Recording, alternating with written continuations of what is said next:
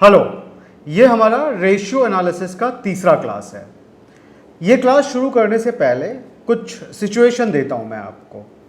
मान लीजिए आपने एक बिज़नेस शुरू किया, कंपनी है आपकी, और इस कंपनी को शुरू करने के लिए आपने 10 लाख रुपए लगा दिए।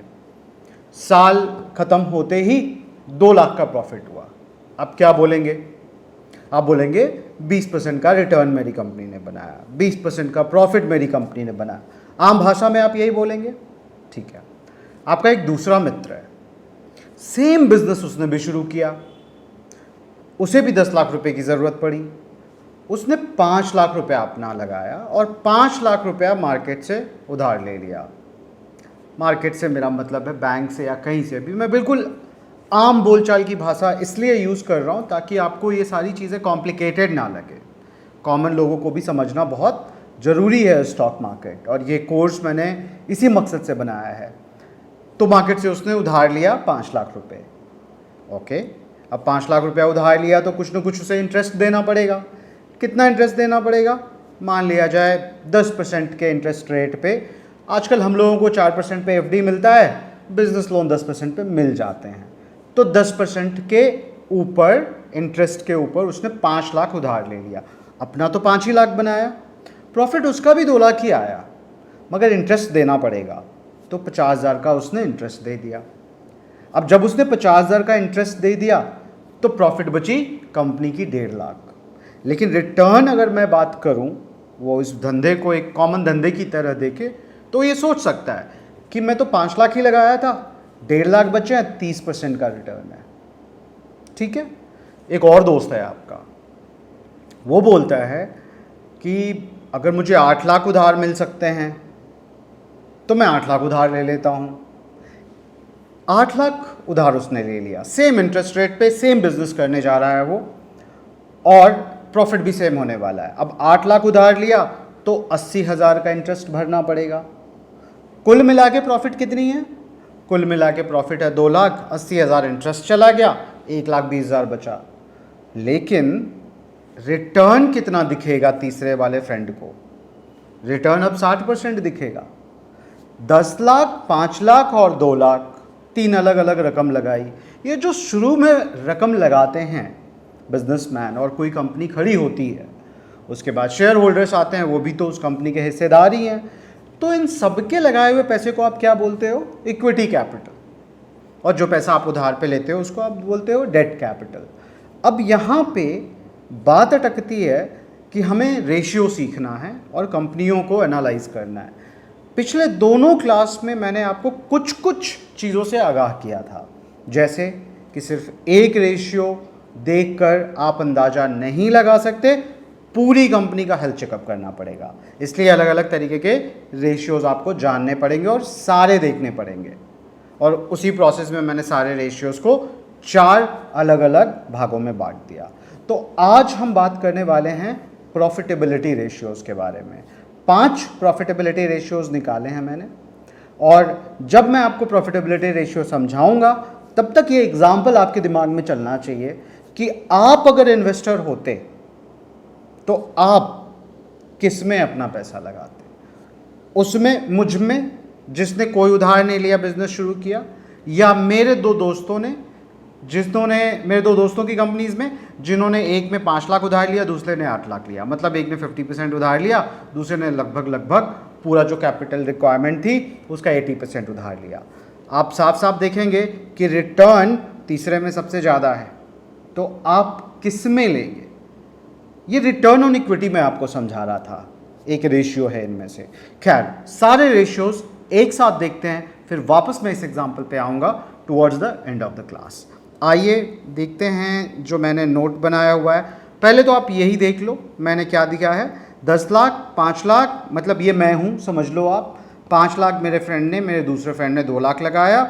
मेरा डेट 0 है, मेरे दूसरे दोस्त का डेट 5 लाख है, इसका 8 लाख है। प्रॉफिट तीनों का मैंने सेम रखा है। मेरा इंटरेस्ट 0 रहा, इसका 50,000 देना पड़ा, इसे 80,000 देना पड़ा। मेरे 2 लाख में, 10 लाख में 2 लाख का रिटर्न, 20% रिटर्न हुआ। इसके 5 लाख में 1.5 लाख का रिटर्न।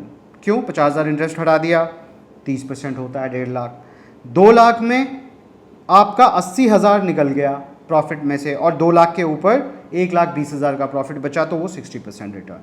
तीनों में से कौन सा बिजनेस आप चूज करेंगे इन्वेस्ट करने के लिए? वैसे तो रिटर्न ऑन इक्विटी के बारे में बोला गया है कि रिटर्न ऑन इक्विटी जितनी ज़्यादा हो उतनी अच्छी है। तो क्या इस केस में आप मेरा जो दूसरा फ्रेंड है जिसने 8 लाख उधार लिए हैं उसमें लगाना चाहेंगे, या मेरी कंपनी में लगाना चाहेंगे, या मेरे उस दोस्त में लगाना चाहेंगे जिसने आधा कैपिटल अपना लगाया है और आधा कैपिटल मार्केट से लगाया है? एक कॉमन सिनेरियो है कि सारे बिजनेसेस फ्लरिश करने वाले हैं, सारे बिजनेसेस का मार्केट साइज बहुत बड़ा है, भले ही हमने 10 लाख रुपए से शुरुआत की हो। तो आइए इस एग्जाम्पल को फ्रीज करते हैं थोड़ी देर के लिए और पहले सीखते हैं हम लोग प्रॉफिटेबिलिटी रेशियो इंडिपेंडेंटली 5। तो क्या क्या हैं ये प्रॉफिटेबिलिटी रेशियोज? तो ये प्रॉफिटेबिलिटी रेशियोज हैं, सबसे पहला जो मैंने लिया है, वैसे तो ये 5 यहाँ पे रखा है, मगर सबसे पहला जो मैंने समझाने के लिए उठाया है वो है ऑपरेटिंग प्रॉफिट मार्जिन। फिर से हम क्या करेंगे, स्क्रीनर खोलेंगे, स्क्रीनर में कोई एक कंपनी उठाएंगे, लेट्स से स्क्रीनर। तो ये देखेंगे आप एक चीज़ जो मैंने आपको पिछले क्लास में नहीं दिखाई थी, वो ये कि आप अगर अपना आईडी पासवर्ड डाल के लॉगिन करेंगे तो यहाँ पे कॉलम्स आप चूज़ भी कर सकते हैं। फॉर एग्ज़ाम्पल मुझे एक रेशियो परसेंटेज चाहिए था जो डिफ़ॉल्ट इसमें नहीं था, पिछले क्लास में भी और इस क्लास में भी, तो वो आप यहाँ से बना सकते हैं।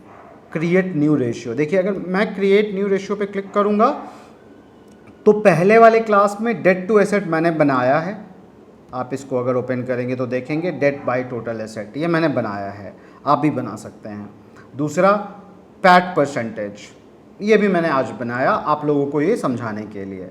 तो ये 2 रेशियोज़ अगर हमारे और आपके स्क्रीनर मैच ना करें तो आपको ये रेशियो वहाँ पे बनाना होगा, या जो डिफ़ॉल्ट इसमें डाला है वो भी सफिशिएंट है सारे रेशियोज़ को समझने के लिए। तो खैर हम वापस जाते हैं इन्फी के ऊपर। तो प्रॉफिटेबिलिटी रेशियो की मैं बात कर रहा हूँ, मतलब at the end of the day किसी भी कंपनी का काम क्या है, प्रॉफिट बनाना, उस प्रॉफिट को बचाना और वापस से, मतलब बचाने से मेरा मतलब है बचा के बैंक में बिल्कुल नहीं रखना, एक्सपेंशन जब तक हो सकती है कंपनी की एक्सपैंड करते रहना, मगर ऑपरेशनल इफ़िशियंसी तो रखना। सेल्स हो रही है और मुनाफा नहीं हो रहा, ये बहुत गलत है। मुनाफा ही होना चाहिए, सेल्स चाहे जितनी भी हो रही है मुनाफा ही होना चाहिए। ये जो मैंने अभी स्टेटमेंट बोला ये कुछ कुछ जगह पे लागू नहीं होगा, क्योंकि हर जगह पे एक्सेप्शंस तो होते ही हैं। सालों साल अमेज़न जैसी कंपनी ने कोई प्रॉफिट नहीं बनाया, मगर आज वो दुनिया की सबसे बड़ी कंपनियों में से एक है, बहुत बड़ी मार्केट कैपिटलाइजेशन है, जितने भी लोगों ने, इन्वेस्टर्स ने उसमें पैसा लगाया उन्होंने बहुत पैसा बनाया। तो वो इन्वेस्टमेंट मोड पे थी, वो एक अलग गेम में थी जहाँ पे सबसे पहले उन्हें अपना एक मार्केट बनाना था, जिस मार्केट में एक छत्र राज्य हो उनका, उन्हें पता था प्रॉफिट तो बन जाएगा। तो business model to business model चीज़ें डिफ़र करेगी, मगर कभी ना कभी तो कंपनी को प्रॉफिट बनानी पड़ेगी, चाहे सेल्स जितनी भी हो रही हो। प्रॉफिट मूल मंत्र होता है किसी भी कंपनी के एक्सपेंशन के लिए। अगर कंपनी प्रॉफिट नहीं बना रही है तो फिर डेट लेते जाएगी या डाइल्यूट करते जाएगी और शेयर होल्डर से और पैसा लेते जाएगी, वो तो तरीका है ही। तो यहाँ पे इन्फोसिस में अगर हम देखें कि अगर हम प्रॉफिटेबिलिटी रेशियो ही समझना चाहते हैं तो सबसे पहले क्या समझना चाहेंगे या कहाँ जाके समझना चाहेंगे? प्रॉफिट लॉस स्टेटमेंट पे। तो इस बार हम जाते हैं सीधे प्रॉफिट एंड लॉस स्टेटमेंट पे।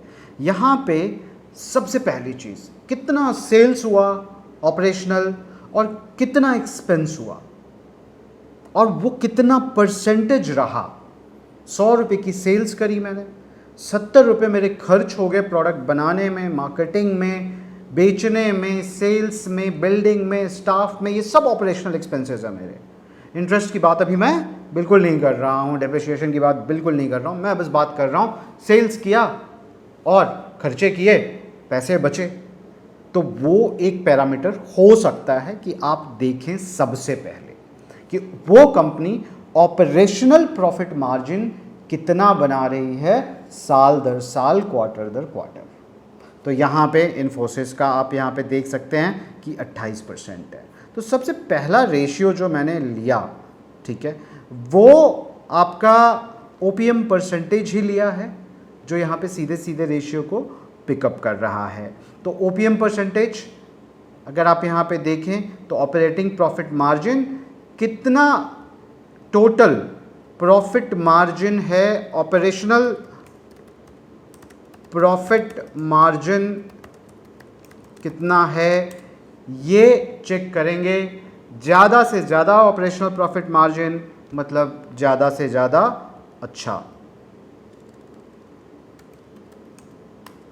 ओके, दूसरा, अब उसके थोड़ा नीचे जाएंगे हम लोग और क्या देखेंगे, यहाँ पे हम देखेंगे कि प्रॉफिट हो गया, उसके बाद और भी एक्सपेंसेस हैं, अदर इनकम्स भी हैं, इंटरेस्ट भी लगता है, डिप्रिशिएशन भी होता है, टैक्स भी लगता है, आखिर में कितना पैसा बचता है शायद वो बहुत ज़रूरी है। इसके साथ साथ शायद वर्ड का यूज़ मैं सिर्फ एक ही रीज़न से कर रहा हूँ क्योंकि हर चीज़ ज़रूरी है, ये तो ज़रूरी है ही, वो भी ज़रूरी है और सबसे ज़्यादा ज़रूरी ये है कि ये सारी चीज़ें सिंक में हों। मतलब अगर ऑपरेशनल प्रॉफिट बहुत अच्छा है तो पैट भी अच्छा होगा, मतलब शुद्ध मुनाफा जो बचा हुआ मुनाफा होगा, और वो होना चाहिए। अगर बीच में कहीं डिस्क्रिपेंसी है तो उसको आपको इन्वेस्टिगेट करने की ज़रूरत है। क्या बताने की कोशिश कर रहा हूँ मैं, आप यहाँ पे देखें। यहाँ पे आके जब आप देखेंगे तो मैंने आपको ओपीएम परसेंटेज दिखाया। इस ओपीएम परसेंटेज से अगर आप देखें तो इन्फोसिस का पैट परसेंटेज भी कहीं ना कहीं सिंक में है, बहुत ड्रॉप नहीं हुआ है, और ऐसा ही कुछ है पूरे इंडस्ट्री में। यहाँ पे देखें आप लगभग 7% के लगभग। इस केस में अगर मैं देखूँ HCL टेक्नोलॉजीज़ में तो यहाँ पे मुझे थोड़ा सा अलग दिखता है ट्रेंड। आपको दिख रहा है हमेशा 6 से 7% ओपीएम परसेंटेज से पैट नीचे गिरा है, और HCL टेक्नोलॉजी में करीब ओपीएम परसेंटेज से पैट आधा रह गया है। तो ये एक हाईलाइटेड चीज़ है जो आपको देखनी चाहिए, खास करके तब जब आप HCL में इन्वेस्ट करने वाले हैं या इन्वेस्ट करने की सोच रहे हैं। और ये रूल आप हमेशा अप्लाई कर सकते हैं। कोई भी कंपनी का शेयर जब आपके पास आए और आपका मन करे उसमें इन्वेस्ट करने का, तो क्या आप ये बेसिक चीज़ देखना नहीं चाहेंगे कि ओपीएम परसेंटेज और पैट का रेशियो पूरे इंडस्ट्री का क्या है आपस में? इंडिपेंडेंटली तो आप देखेंगे ही देखेंगे। यहाँ पे क्या इंडिपेंडेंटली हम लोग देख सकते हैं कि 28%, 24%, 26%, ये सब सही है, मगर इन 3 कंपनियों में थोड़ा कम है। लेकिन फिर दूसरे लेवल पे अगर हम चेक करना चाहें तो ये भी चेक कर सकते हैं कि ओपीएम के बाद कितना गिर कर के पैट रह गया, तो वो अगर देखें तो उसमें ये कंपनी का थोड़ा इशू दिख रहा है। बाकी मैं साफ साफ आपको बता रहा हूँ, इशू दिख रहा है, जरूरी बिल्कुल नहीं है कि ये इशू हो। इंडिपेंडेंटली आपको सारे रेशियोज देखने ही पड़ेंगे और फंडामेंटल एनालिसिस के सारे कॉन्सेप्ट्स लगाने ही पड़ेंगे, तभी आप डिसीजन ले पाएंगे। मगर ये हाईलाइटेड है और इसके ऊपर आपका नज़र जाना चाहिए। ये बेसिक चीज़ें तो आपको करनी ही चाहिए। रेशियो एनालिसिस सीखने के पीछे आपका यही मकसद होना चाहिए, ठीक है, रिलेटिव एनालिसिस करना। तो दूसरा रेशियो मैंने आपको क्या बताया, पैट मार्जिन। इन दोनों में डिफरेंस क्या है? यहाँ पे हम ऑपरेटिंग प्रॉफिट की बात कर रहे थे पहले में, और दूसरे में शुद्ध मुनाफे की बात कर रहा था मैं। दोनों का परसेंटेज कितना है। तीसरा, रिटर्न ऑन इक्विटी। ये जो मैं आपको बता रहा था इस एग्जाम्पल में, जहाँ पे 10 लाख रुपए इक्विटी कैपिटल है, यहाँ 5 लाख रुपए इक्विटी कैपिटल है, यहाँ 2 लाख रुपए इक्विटी कैपिटल है, तो आप देख सकते हैं कि प्रॉफिट परसेंटेज किस तरीके से डिफ़र कर रहा है। और इस एग्जाम्पल को मैं अब यहीं पे ख़त्म करना चाहूँगा कि ये रिटर्न ऑन इक्विटी यही है कि जो इक्विटी कैपिटल है, फाउंडर्स का कैपिटल है, प्रोमोटर्स का कैपिटल है, शेयर होल्डर्स का कैपिटल है, उस कैपिटल पे ओवरऑल कितना परसेंटेज रिटर्न कंपनी बना पा रही है। ये भी ज़्यादा है तो बढ़िया है, मगर बहुत ज़्यादा लीवरेज्ड होना भी अच्छी बात नहीं है। ये आपने समझा था पिछले क्लास में जब मैंने आपको समझाया था डेट इक्विटी रेशियो के बारे में, जहाँ पे मैंने आपको बताया था कि बहुत ज़्यादा डेट लेना अच्छी बात नहीं है। अगर आप यहाँ पे देखेंगे तो ये 60% ज़रूर दिख रहा है, लेकिन यहाँ पे आपका टोटल 1:4 है, 4 गुना, इक्विटी कैपिटल से 4 गुना ज़्यादा डेट है। 80,000 रुपये की तो फिक्स कॉस्टिंग हो ही गई ना। मान लो किसी साल गलती से कंपनी ने कोई भी मुनाफा ना बनाया, फिर यहाँ पे तो ये कंपनी अगर मुनाफा नहीं बनाई या मान लो 50,000 ही मुनाफा बनाई, तो फिर भी 50,000 रुपये तो 5% प्रॉफिट दिखेगा। यहाँ पे क्या दिखेगा? यहाँ पे तो सीधे सीधे कंपनी लॉस में दिखेगी। पावर ऑफ कंपाउंड, क्योंकि 80,000 का तो सूद है, उस साल अगर उसने 50,000 ही प्रॉफिट बनाया तो 30,000 नुकसान में चली गई। पावर ऑफ कंपाउंडिंग का सारा मकसद ही खत्म हो गया।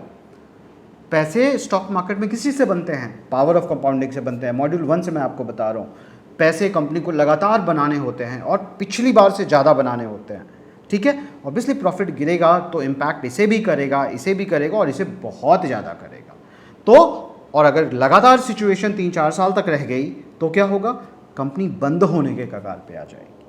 इसलिए बैलेंस करना बहुत ज़रूरी है। दूसरी तरफ अगर आप डेट कैपिटल नहीं उठा रहे हो तो कहीं ना कहीं आप बहुत कंजर्वेटिव हो।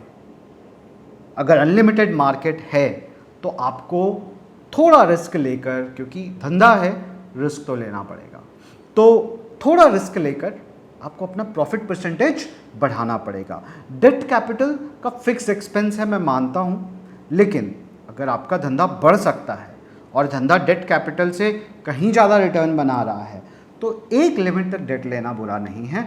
आप इस पर विचार कीजिएगा, गौर कीजिएगा। मैं आपको अपना आंसर देना चाहता हूँ।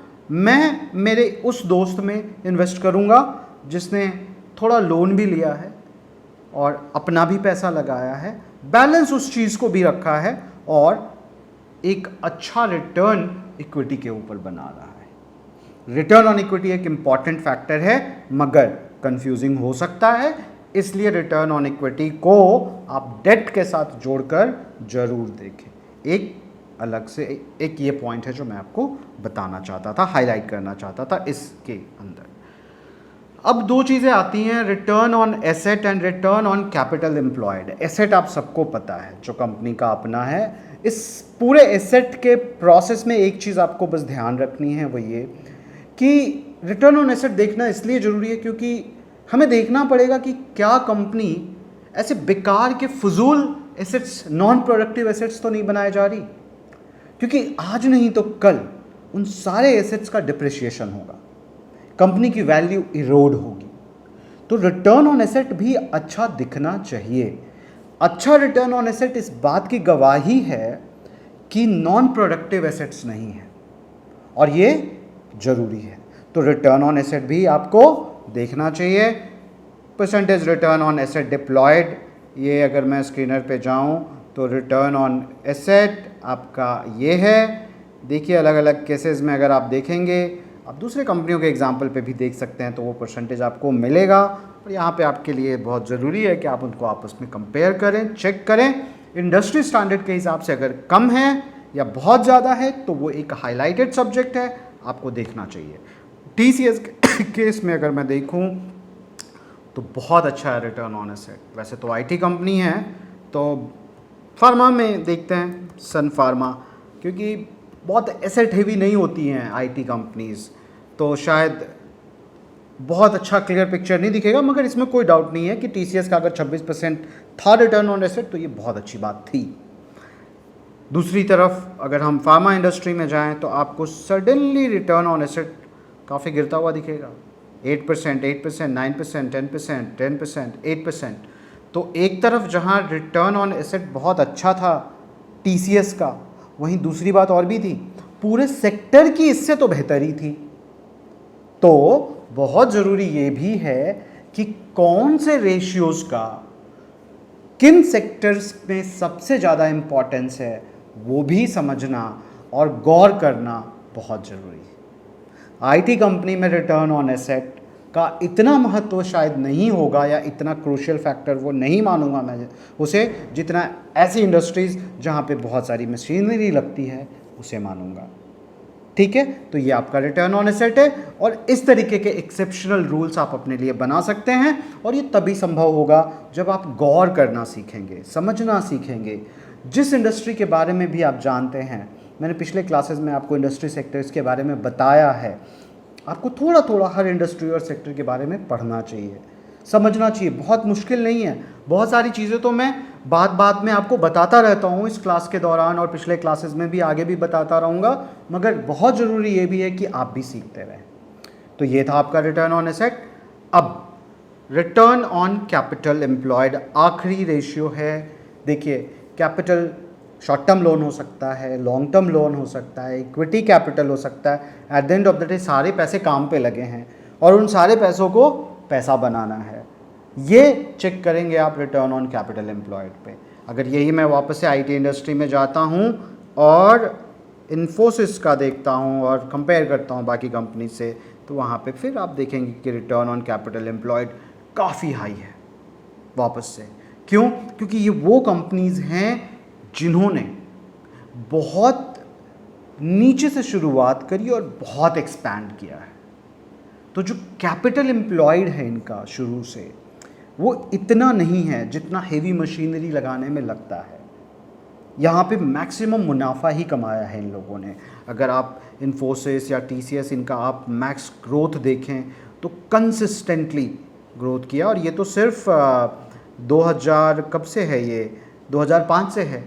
अगर आप बिल्कुल पीछे से देखेंगे तो बहुत ज़बरदस्त रिटर्न बनाया है इन्होंने और बहुत कम कैपिटल डिप्लॉय करके बनाया है, क्योंकि बहुत ही हाई लिवरेजिंग धंधे में थे, हाई आर्बिट्राज धंधे में थे आप बोल सकते हैं। आउटसोर्सिंग का धंधा था एक तरफ, जहाँ 3 लाख रुपए क्लाइंट से बिल किए जाते थे। यहाँ पे इंडिया में 30,000 रुपये में एम्प्लॉय काम करते। बहुत पुरानी बात बता रहा हूँ मैं, मे बी 10 साल 15 साल पुरानी बात। आजकल इतना आसान नहीं है 30,000 में आईटी एम्प्लॉयज़ ढूंढना और 3 लाख रुपए की बिलिंग करना भी। वो आर्बिट्राज काफ़ी कम हो चुका है, नो डाउट, मगर एक समय पे ये आर्बिट्राज था। आर्बिट्राज मतलब ये अंतर था कि एम्प्लॉयज़ को 30,000 देने पड़ रहे हैं और क्लाइंट से 5-5 लाख रुपए तक की बिलिंग हो रही है, राइट। तो कैपिटल एम्प्लॉयड नहीं करना। At the end of the day human capital सबसे बड़ा कैपिटल होता था आईटी कंपनीज़ की, और इसलिए यहाँ पे आप देखेंगे कि कैपिटल एम्प्लॉयड के ऊपर रिटर्न बहुत हैवी है। मगर इसका मतलब ये नहीं है कि बिल्कुल इसी दर से ये कंपनीज आगे भी चलते जाएं और जिन कंपनियों में रिटर्न ऑन कैपिटल एम्प्लॉयड छोटा है वो ना करें, ऐसा ज़रूरी नहीं है। चूँकि कैपिटल कम लगा हुआ है और प्रॉफिट ज़्यादा है वो दिखता है, मगर एक्सपेंशन का स्कोप भी देखना पड़ेगा, क्योंकि आप ज़रूरी नहीं है कि बिल्कुल पीछे जो घटित हुआ हो वही सामने भी घटित हो। चीज़ें बदलेंगी, नए इंडस्ट्रीज़ आएंगे, नए सेक्टर्स आएंगे, हर सेक्टर को मौका मिलेगा बेहतर परफॉर्म करने का। तो बहुत ही होलसम अप्रोच रख करके आपको देखना पड़ेगा और रेशियोज़ को आपस में कंफ्यूज नहीं करना पड़ेगा कि 48% इस आईटी कंपनी का रेशियो है रिटर्न ऑन कैपिटल एम्प्लॉयड, तो मैं इसमें इन्वेस्ट करूं, और फार्मा में उस कंपनी का 12% है तो मैं ना करूं। हो सकता है कि यहाँ 48% हो मगर 12% रिटर्न ऑन कैपिटल एम्प्लॉयड वाला कंपनी आपको आने वाले टाइम में ज़्यादा रिटर्न दे करके जाए, क्योंकि वो अभी ग्रोथ फेज में होगा और एक्सपैंड करने वाला होगा। मगर ओवरऑल हेल्थ चेकअप करने के लिए कंपनी का, उसी के सेक्टर में उसको कंपेयर करने के लिए उसके पीयर्स के साथ एक अच्छा टूल है, और आप इसे जितना यूज़ करेंगे, जितना देखेंगे, समझेंगे और जितने एक्सेप्शंस आपको मिलेंगे उन पे गौर करेंगे, उतना ज़्यादा आप सीखेंगे। मैं तो ये मानता हूँ एंडलेस सब्जेक्ट है। 90 वीडियोस रिकॉर्ड करने के बाद भी मुझे नहीं लगता कि ये सब्जेक्ट कंप्लीट होगा। ये मेरे लिए, आपके लिए, हम सब के लिए बिल्कुल आप ये समझिए कि एक कंटिन्यूअस लर्निंग प्रोसेस है। मैं आपको बस रास्ता दिखा रहा हूँ और चाहता ये हूँ कि सही रास्ता दिखाऊं ताकि आप सही डिसीज़न ले सकें। इसी के साथ रेशियो एनालिसिस का ये तीसरा क्लास ख़त्म होता है। मिलते हैं अगले क्लास में। Thank you.